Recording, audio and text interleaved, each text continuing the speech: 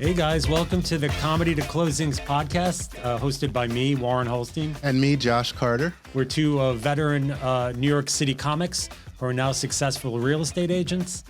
You guys might be thinking, what are there any similarities or differences? There actually are some similarities. Both real estate and comedy, big personalities, Yep. Probably moderately less drug use and drinking in real estate. Except for at the holiday parties. Yeah.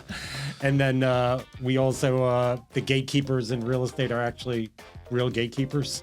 Yep, And then, doorman.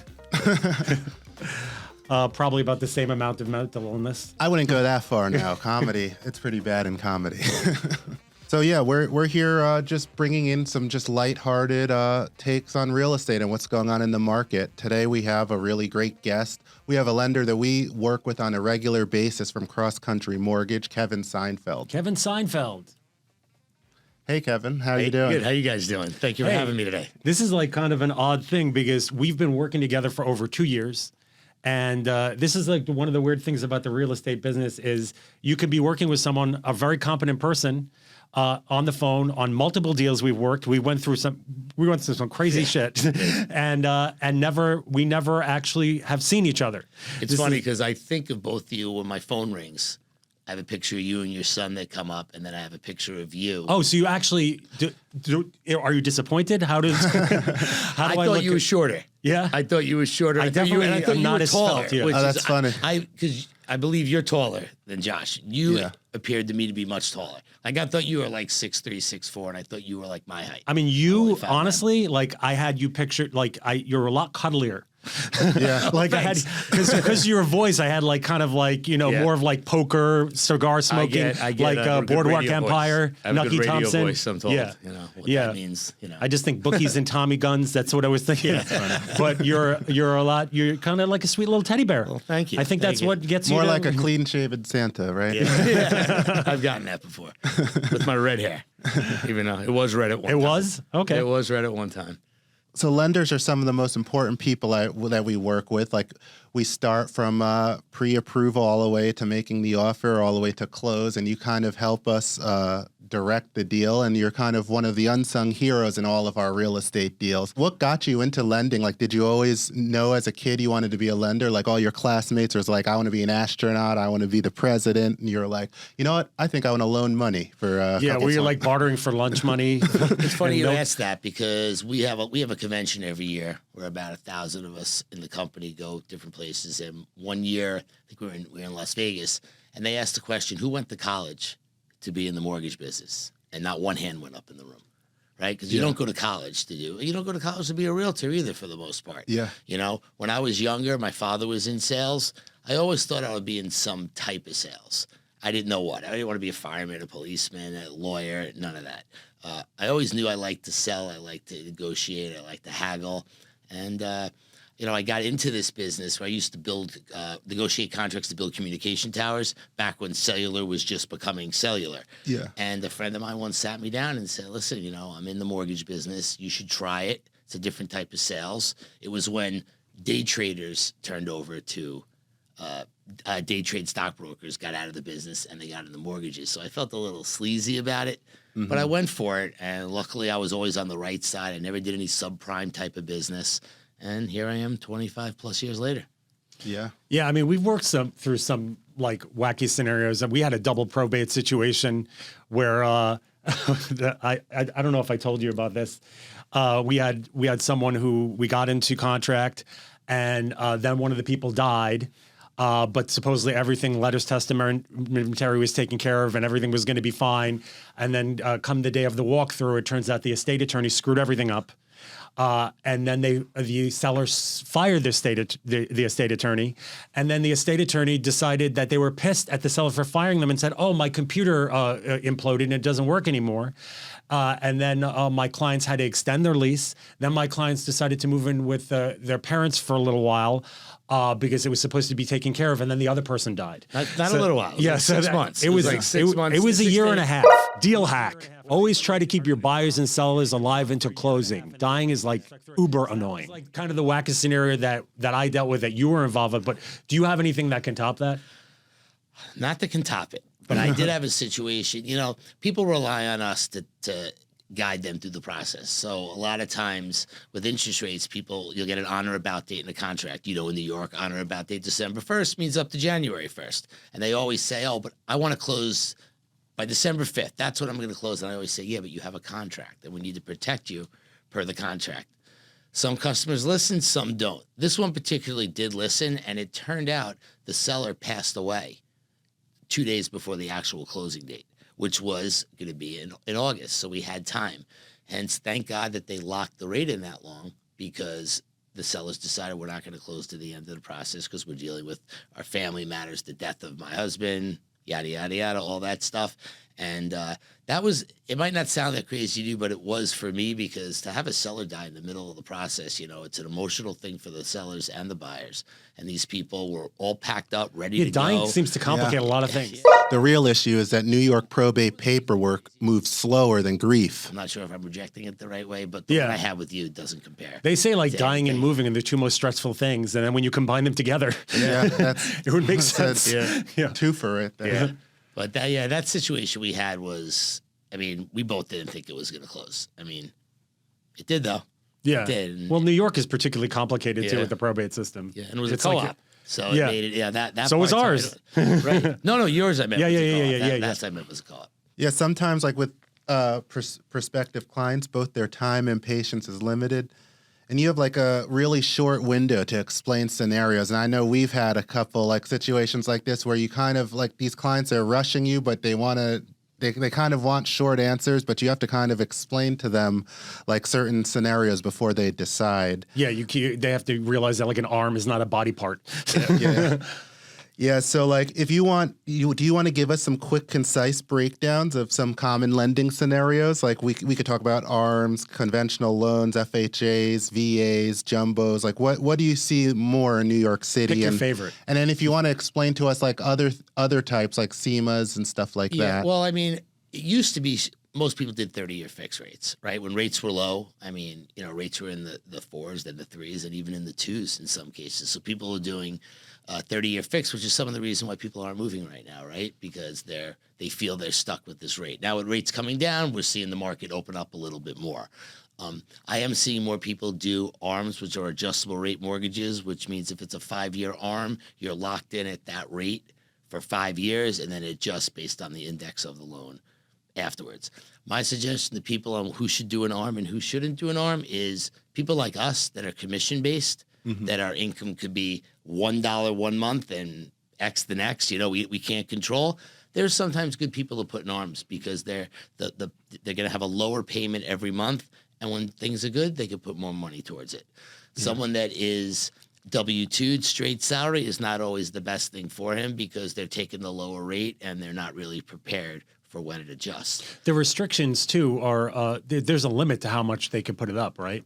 Even if there is a limit, there is a cap depending on the type of loan it is. You know, like a 226 will be, it could move up to 2% a year to a max of 6%.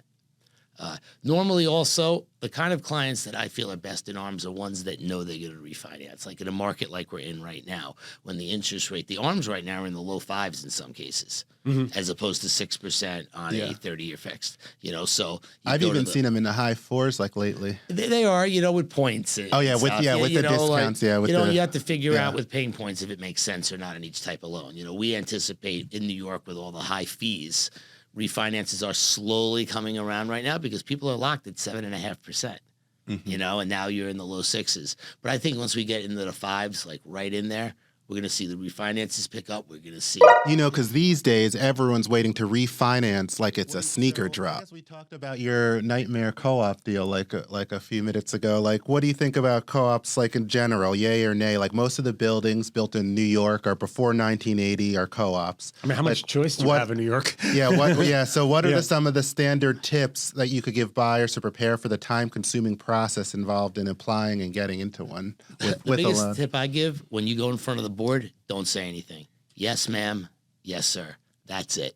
Because the boards don't have to tell you why they don't approve you if you get declined. They don't have to give you an answer, and that's very It's very frustrating. odd. It's kind of like the last remnants of a country club, because as long as they don't say anything, you really don't know. Yeah. What they're yeah. I am finding that the managing agents, who used to be the real pain for us, are reviewing the applications beforehand and helping prepare for the board. Sometimes they'll even decline you before you even get to But the they're board. the worst. The managing company. They're like the worst people to I've work never for. had a good experience with a managing company. It's always like they're always. It's like kind of like being on the line at the DMV. You might as well be at probate. Yeah. It's the same crap, and they all lord it over you. You could try to. You have to kind of sugarcoat it. No matter how, if they're being a sourpuss or something like that, you just got to be nice. You got to eat.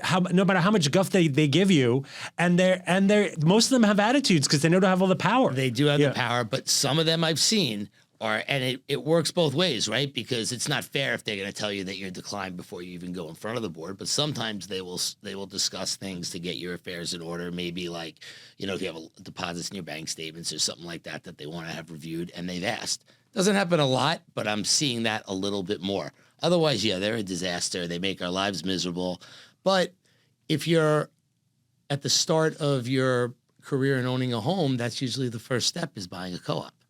You know, that's usually because the price of a co-op compared to the price of a condo or a you home save or a lot. multifamily, there are some high-end ones, but there are some ones that you can get, I'll say under $1 million, which I can't believe you say under $1 million is not a lot, but Yeah. Well, nowadays. now it is. Have you ever been like, so it's kind of random with the boards, because someone could be completely. I tell people, if we do all the work, it'll just, hopefully it'll just be a formality. But then you get like an old senior citizen that's on the board who decides this is going to be her life work to give the person the Inquisition. It could be She's been waiting her whole life to reject a client over scented candles. for like an hour with this person just because this is their life's meaning. I see a lot of times a problem, which I laugh at, is like on Long Island, or maybe even in the city, a car space. People want to have a place to put their car. Yeah. And I've had people walk in there and sort of demand that they get a spot, and you just cringe, because that's just, you're setting yourself up to be declined. In a co-op in the city, it's a lot less like Yeah. that. I mean, I always say, like, my mother lives in a co-op, and she was on a waiting list for 5 years before she got a spot. She's actually on the co-op board too, and she loves it. Yeah. She actually enjoys the meetings. Probably the only person on a board that enjoys going. I guess it's like a kind of it feels powerful, I'm sure. Yeah, to sit on but that it's tough. board. That's why my advice is always do not say anything. Do yes, no, and Yeah, I that is it. tell all my clients that too. Like even there's just gonna always something that clients won't think about that's gonna be points against them. Like don't tell them that you are a musician. They'll think that you're gonna be You're playing right. drums Yeah. in the house. Yeah, like, even don't tell them that you like dogs. I had Yeah, someone- don't tell them you like yeah, animals. I had That's the someone that second thing I was gonna managed. He say. managed like a jazz club down, and he's like, I was like, don't bring it up. And then like one of the weird ones that I tell people is like, if they say, if they ask you if you're interested in being, part of the board, just say I haven't thought about it, because could be someone like that old lady that I was talking about, that this is her life's meaning and that she thinks you're going to try to supplant her. I mean, you never know. I mean, I've been lucky enough that I haven't had anyone rejected yet. But Oh, really? I've heard stories. Yeah, Oh, not I've yet. had a lot rejected. Also, like with pets, that's a good thing to bring up, Yeah. because even though they might allow dogs, you don't want to talk about if you have a dog, because like the board's not approving you to have a dog. They allow pets. That's you don't fine, have yeah. a pet. You got your pet tomorrow. You know what I mean? You don't But want I to tell mean- them, give them any reason to reject you. With animals, even with work, I tell people just you'll apply through the board like after you're in, but just get in first. Don't tell them that you're going to be knocking down this room, making another room. It's unfortunate. They want to too. interview, like a lot of the places, they want to interview the dogs. Like I had someone and they had to do an interview, and he just like kind of gave him a little Zoloft first. Just want to clarify that the VIP Plus team does not condone the use of selective serotonin reuptake inhibitors or performance-enhancing drugs to prep a pet for a co-op interview. On the questionnaire, you could spend up to $1,000, and then you get declined. Now what? Yeah. Nothing. You're out $1,000. Like, It depends where the I mean, there have been some crazy co-ops. I did one in the Lower East Side, which was more like a murders in the building, and this girl was more than qualified. She had she made more money than her mother, but her mom and her dad were both investment bank. Her dad was a engineer. Her mom was an investment banker. She was an investment banker, and then she made more than her mom at this point, but she'd only been working for 4 years, and her mom, they still made her mom be a guarantor, even though she was putting 60% down. Like that's how crazy the building was. So you never know what you're gonna They get. do that a lot because they base it on the affordability. You know, so sometimes even though you're putting 60% down, it depends on what you could afford. Well, she had tons of money. Luckily, her parents were past 60, so they could use, because they had a lot of money in their IRAs. So that was, able to be considered liquid. All right, we're going to take a short break and we'll be right back. What do you really need to know about buying or selling a home? First, it's serious business, and it's complicated. There's a lot of money on the table, and emotion too. You need an agent who knows the ropes. So, whether you're buying or selling your home, work with professionals who have a mastery of the craft.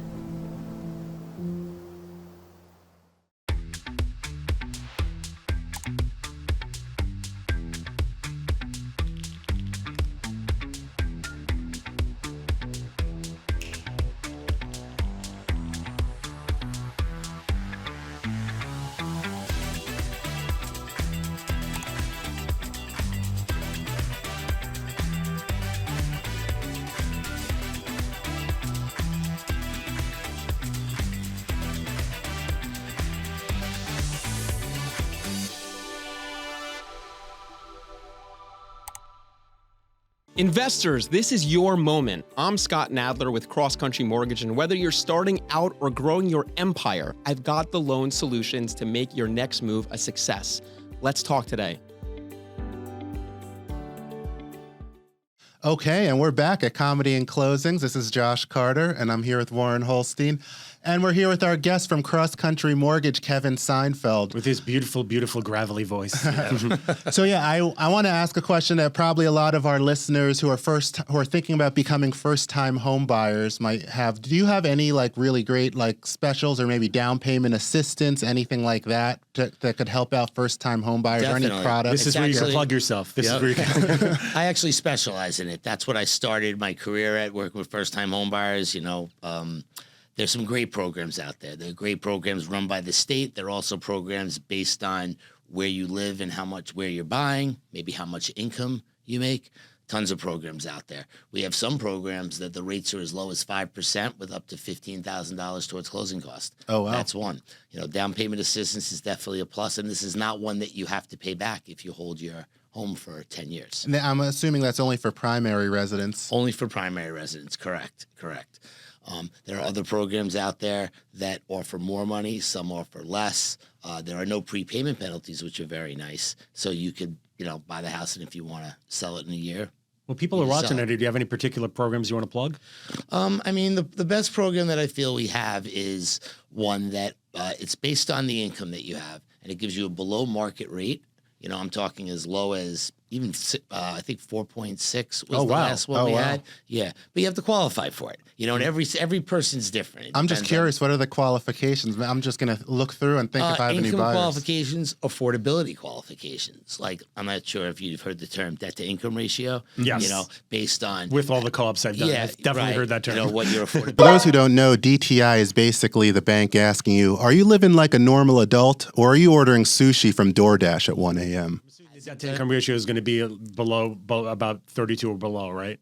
Or is it? No, it's actually 45%. Wow. And you bring up a good point, because the co-op, we talked about co-ops before. Co-ops are always 32. Co-ops are always lower than what the bank requirement is. Yeah. Mm-hmm. We have other ones that will go up to 49%. Huh. And co-ops are the best with it, because they're the down payment assistance you're allowed to use towards closing cost and towards down payment.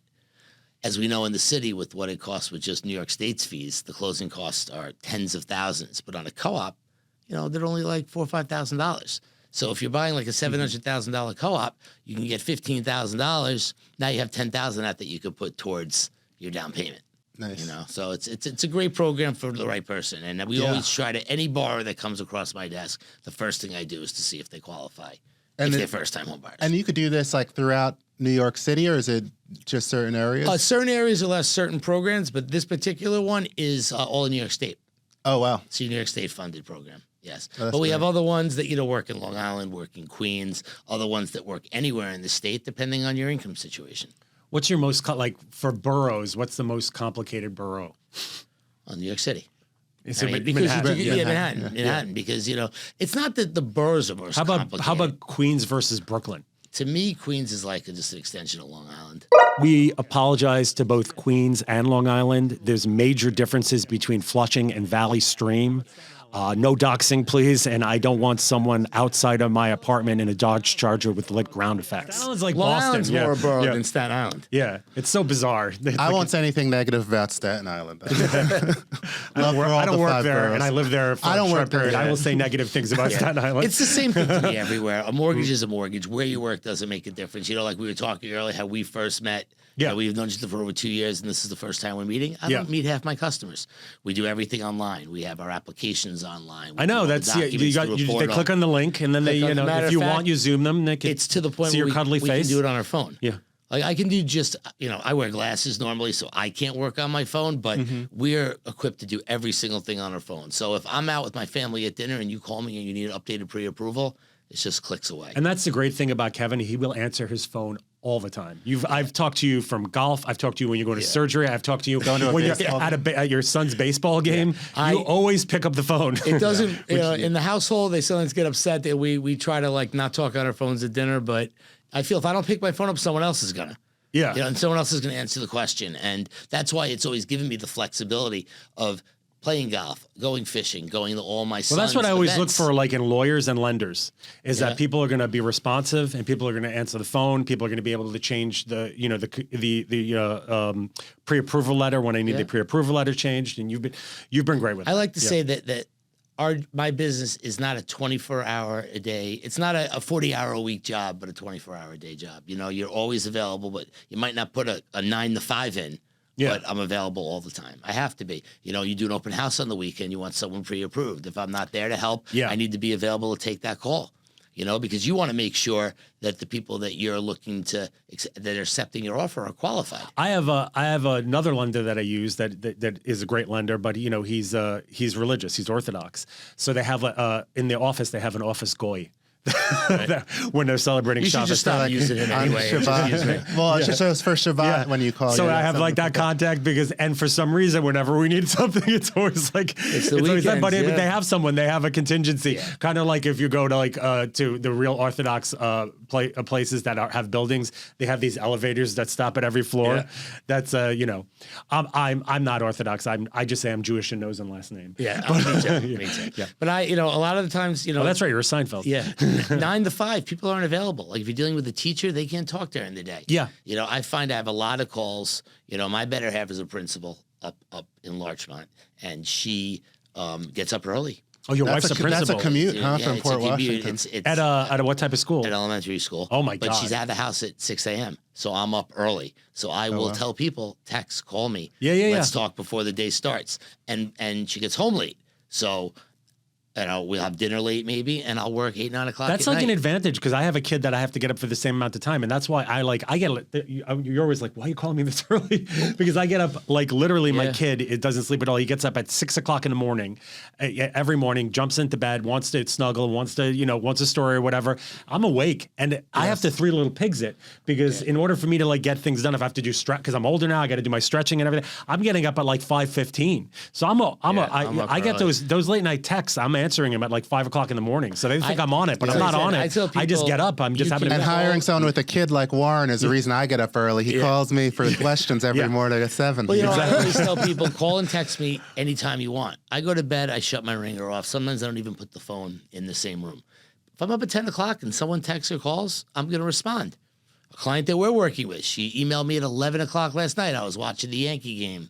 Unfortunately, they lost. But she texted me and I called her. And we spoke at 11:30 because if you're up and I'm up, who cares that it's 11:30? Well, I like that. That's kind of how I am. We've all been there. Midnight hits, and all of a sudden you're like, "Should I own property?" When I was doing mostly rentals, like at another company, I'll just say, I'd be doing like tons of rentals, like multiple per weekend. So you'd have, and then these renters are always did everything the last minute. They would definitely call you all hours of the day, all hours of the night. I'm reachable at all hours. Real estate doesn't sleep. It just stares at the ceiling. If you were to not pick up, I know they'd be at the door looking for something. They 100%. And the same thing with realtors. If you're not responsive, they're going to find someone else. I've had people complain about realtors and say they just don't call me back. Yeah. You know, they don't care that it's 9 o'clock at night on a Tuesday. They went online, they saw a house, they want to look at it tomorrow. Yeah. And they think it's easy for you to just grab the keys and go when it's not. Yeah. You've got to call, you've got to make an appointment. Maybe the sellers don't want someone coming in the house on Tuesdays. Being in real estate is kind of like being a therapist, except your breakthrough moment is like, do I actually need a dishwasher? Sometimes they think you live there for some reason. They're like, do you live here? I'm like, no, I don't live here. Here's a big one. Can you explain interest rates to us like we're like 5 or like we're first-time home buyers? I don't know if I'll say like 5, but you're not buying the rate, you're buying the house. You know, the same like when you negotiate on a house, you fight over 10, 20,000. You're going to keep this house for years. It's going to increase in value. The rate, you know, I try to get away with talking about rate, to be honest with you, because I don't want people to just work with me because I say that I have the lowest rate. Our service means something, and the time we put in and all the things we're talking about, we do has value. That doesn't mean if one bank is 6%, we're at 6.5%, but it's like buying gas. If you drive around the block enough times, you're going to find cheaper gas. But that cheaper gas it's the cheaper gas is coming from, you know, Kevin's service station, not from Exxon or Mobil or BP or something like that. You know, so you pay for the service. And sometimes the conversation I'll have is, where do you want your payment to be? Because a lot of times they'll say, I don't want it over 6,000. And I'll say, all right, well, let's say the rate's 6 today. If it was 7, your payment's only 5,800. And when you put it in perspective and they see the number, they realize, all right, you know what? It doesn't make a difference. Obviously, you want the lowest rate. I can't get you the lowest rate. Lowest rate would be 0, and you're not getting 0%. So whatever rate I tell you, they always want lower. So I try to get away from that conversation and talk about the payment, because that's what means everything, what you're paying a month. Well, it's right? also that just the basic thing of appreciation. Like, you know, otherwise you're just kind of, when you're renting, you're just throwing your money away, and it kind of explaining that to them. But like a lot of people, some of the more savvy people I think that I talk to, they're like, I'll just refinance it. And then some other people are like, they think it's, you know, refinancing is going to be like, leaving their religion and, you know, joining a cult or something. They do get caught on the fact when if you're in your house for 3 years, now you have 27 years left. And then if you refinance, you go back to 30 years. We can still keep you at a 27-year loan. Your payment, you're not going to save as much money. You know, I find with these high rates, people want to save money. I don't know anyone except maybe our parents' age that actually have paid their mortgage off. How many people don't have a mortgage? I refinanced my first house 3 times. You know, I've owned it for 20 years. Give us a little bit about the process of refinancing. The process of refinancing. And the costs. It's the same process as buying a home. We still go through the same exact process, you know, pay stubs, bank statements, W-2s, tax returns. The closing costs are less because the title fees are less. You could do what's called a SEMA, which is so you have to repay You have to repay some of the title fees, not all of them, but when any type of transaction you have to pay tax. Now in Long Island, the mortgage tax is 0.8%. In the city, it's 1.75%. So on a $500,000, well, nothing's $500,000 anymore. But I'll use it. Come out to Brooklyn. Right. Well, we have the mansion tax too. Yeah. The mansion tax is a good example. Yeah. All right. So you buy a house for $1.5 million, you're paying 1.5 in mansion tax. But when you refinance, you don't have to pay that mansion tax. And then we do what's called a SEMA, where we contact the existing bank. Or for better example is CrossCountry will do it for free. So if you buy a house with us and the mortgage is with CrossCountry, we will do an assignment of the mortgage tax. So when you refinance, you don't have to pay that New York State fee again. And that's a lot. I had someone do a SEMA, and we were lucky because both of the lending entities had the same lawyer. So that helps. It made it a lot quicker. Helps. But how long does a SEMA usually take? That varies. Explain what on a the SEMA bank. is also, right? Yeah. Because it's an assignment. You're paying tax to the right. So you pay the mortgage tax to the bank, and the bank will assign it back over to the other lender, so you don't have to pay it twice. Now, that's the basic concept of it. We have certain attorneys that we work with that specialize in it. Our bank does not. Like, I'll get a lot of times where an attorney will say, oh, I represented CrossCountry before. Can I close the loan for them? I'll do my research. I'll see they're approved by us. If they're going to charge our customer less money, I'll let them do it. But if it's like a co-op, I won't.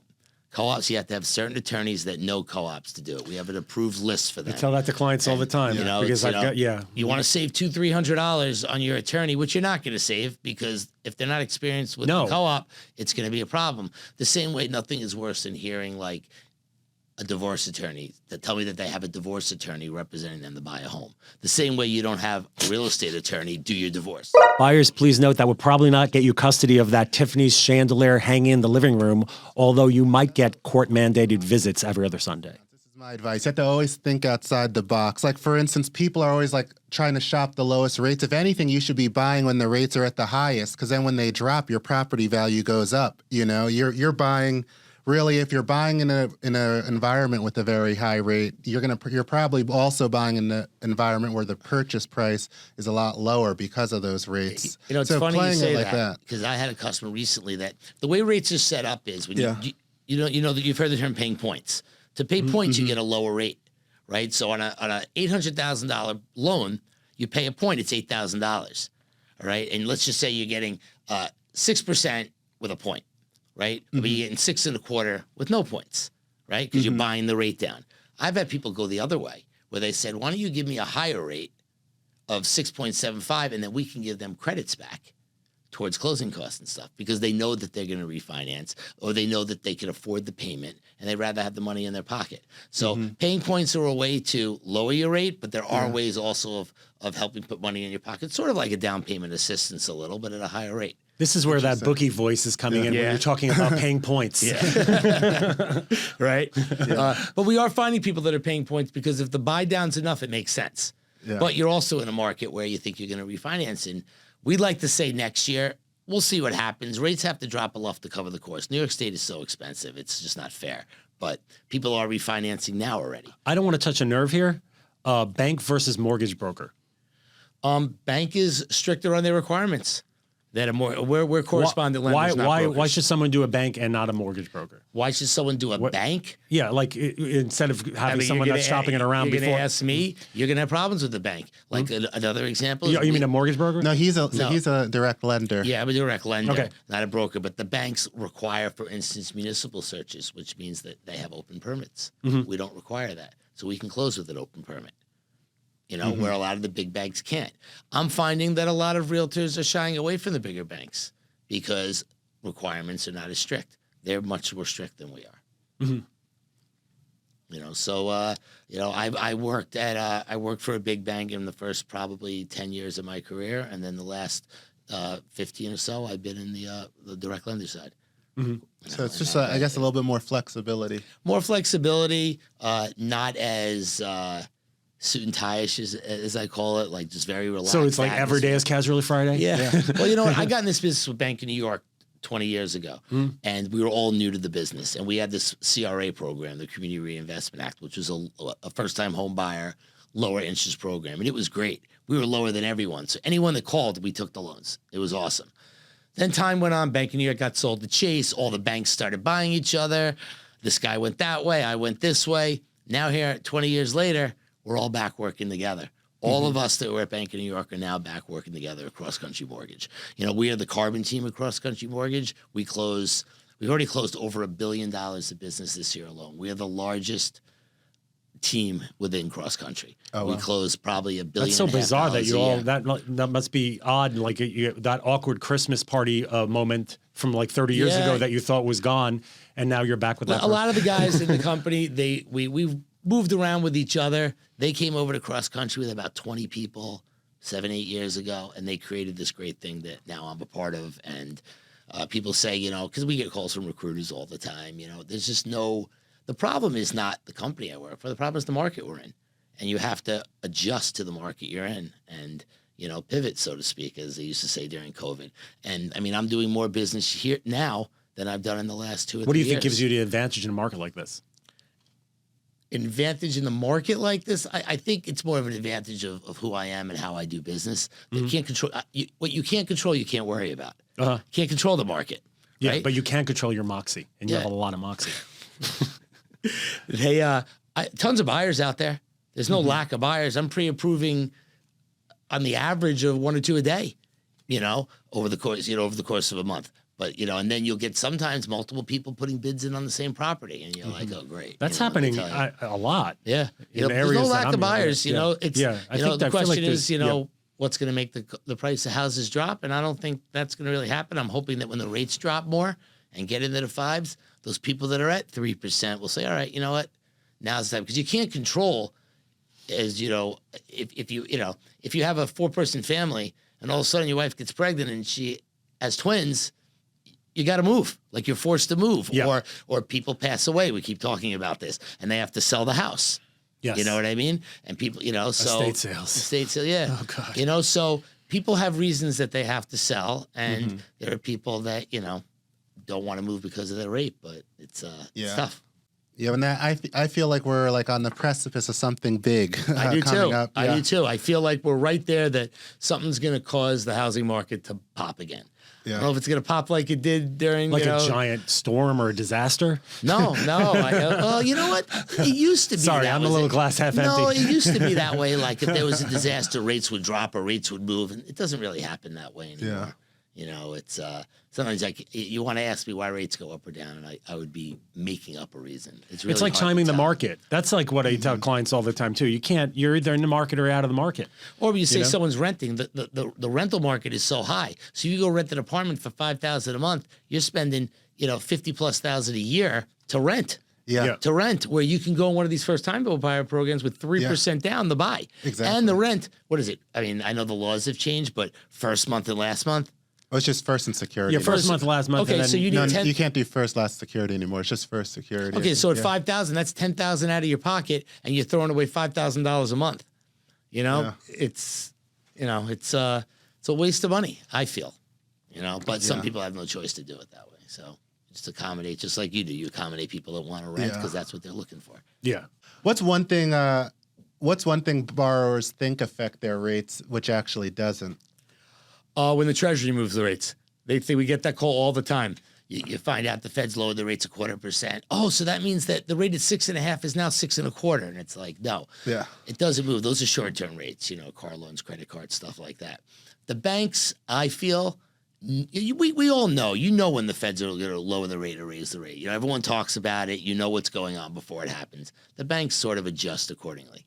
Sometimes, the last time they lowered it, rates popped up a little bit the same day. People are like, what do you mean? Because it doesn't affect it. But I get calls constantly about that. It's the worst thing when you hear that. It's good when they lower it, but you're like, here comes the phone calls. Yeah. Well, the stress between the government and the Fed right now, like how are you guys dealing with that? Because it's kind of like a no man's land where you're like, who knows what's going to happen? They might dissolve the Fed, right? Yeah, I don't deal with it at all. I don't think about it. I don't think about things I can't control.